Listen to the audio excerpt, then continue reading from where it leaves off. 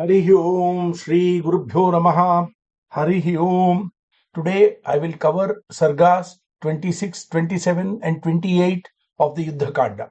Sita Rama Gunagrama Punyaranya Viharinau Vande Vishuddha Vijnanau Kavishwara Kapishwarau. Ravana has been debriefed by Sarana and Shuka about the mighty army of Sri Rama and how well he has treated them and released them.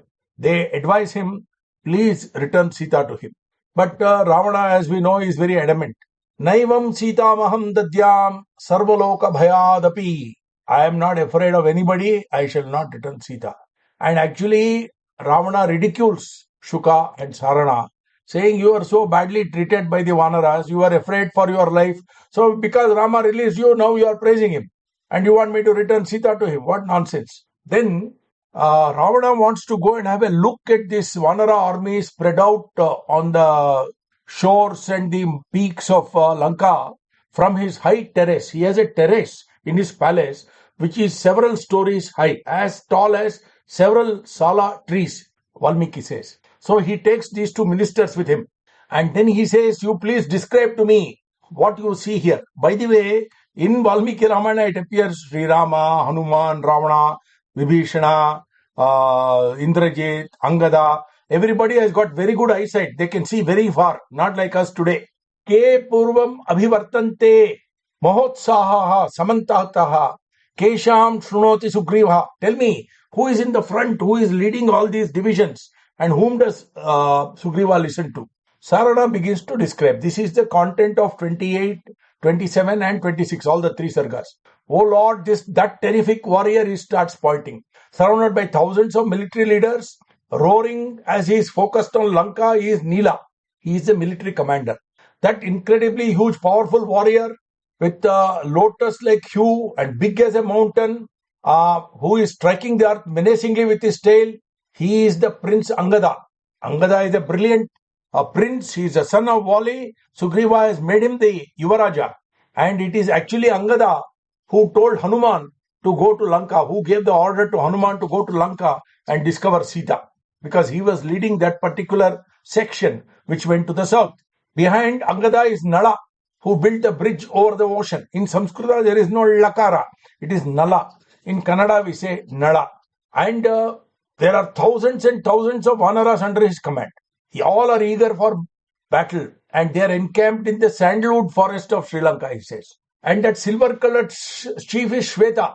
His job is to motivate the army. If you see the Kerala boat race, you will find one man shouting slogans so that everybody rows with the same vigor and the same rhythm.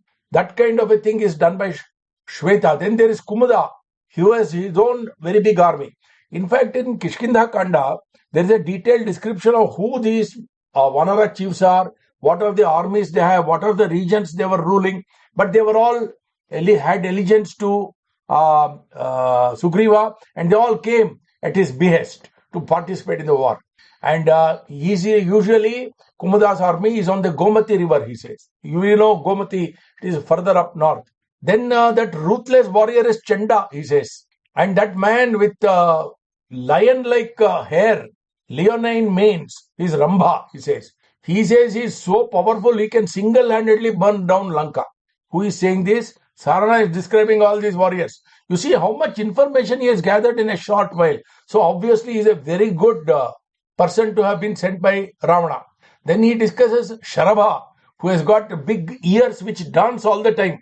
He has not any fear of death, he says. He is roaring like a lion. And then there is Panasa, and then Vinata. He continues. He mentions Hara.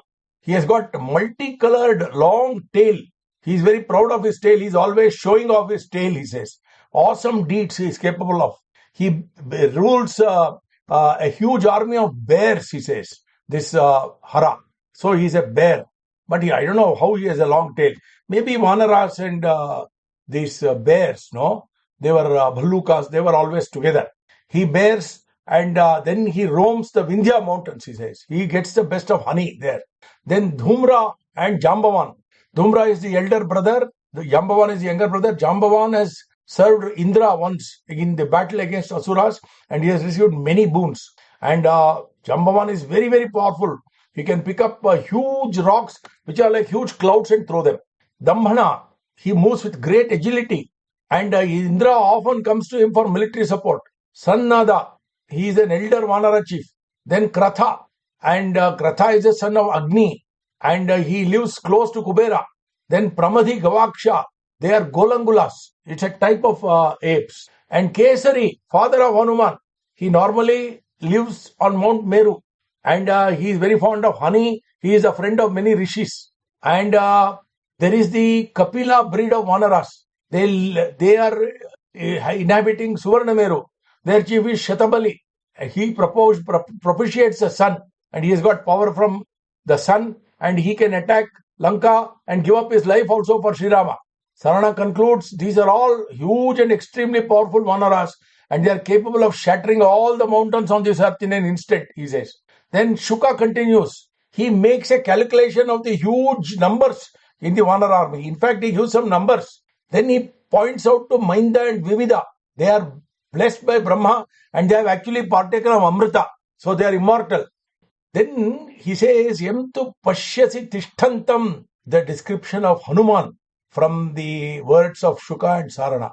Yam tu pashyasi tishtantam, prabhinnam iva kunjaram, yo balat kshobhayet kruddhaha, samudram api vanaraha, yesho abhiganta lankayam, vaidehas tava cha prabho, yenam pashya pura drishtam vanaram punaragatam, ज्येष्ठ केसरिण पुत्रो वातात्मज इति श्रुतः हनुमान इति विख्यातो लंघितो येन सागरः कामरूपो हरिश्रेष्ठ बलरूप समन्वितः अनिवार्य गतिश्चैव यथा सततगः प्रभुः उद्यन्तं भास्करं दृष्ट्वा बालः किल बुभुक्षितः. He describes Hanuman as so beautiful, so powerful, son of Vayudeva by his blessing, and as a child he leaped 3,000 yojanas to swallow up the sun, and then he had to be pushed down, and lots of gods have given him lot of blessings. He is invincible. He concludes his description of Hanuman by saying, Satyam agama yogena mamesha vidito harihi nasya shakyam balam rupam prabhavo vanubhashitum. He says, it is my good fortune to have seen Hanuman and come to know about him. His powers, his glory cannot be described. Then he points out to Sri Rama. He tells Ravana to look. Yasyaishom tarap shuraha shyamaha padmanibhekshanaha ikshvakunam atirathaha loke vishruta paurushaha yasminna chalate dharmo yo dharmam nati vartate yo brahma mastam vedanscha vedavidam varaha yo vidyat gaganam banehi medinim vapi darayet yasya mrityor krodaha shakrasya parakramaha. He says, this is the glorious Sri Rama, the gem among Ikshvakus. His Paurusha is famous all over the world, and without him no dharma is there, and dharma will not ever act against his wishes. So he is the embodiment of dharma. And he has studied all the Vedas. Vedavidam Varaha. He can break up the sky with his arrows. He can break up the earth, and his anger is the same as death for anybody. If he gets angry at somebody, that means that person's death is certain. His parakrama is as great as that of Indra. In Ramayana, we often read about Indra as an example of great valor.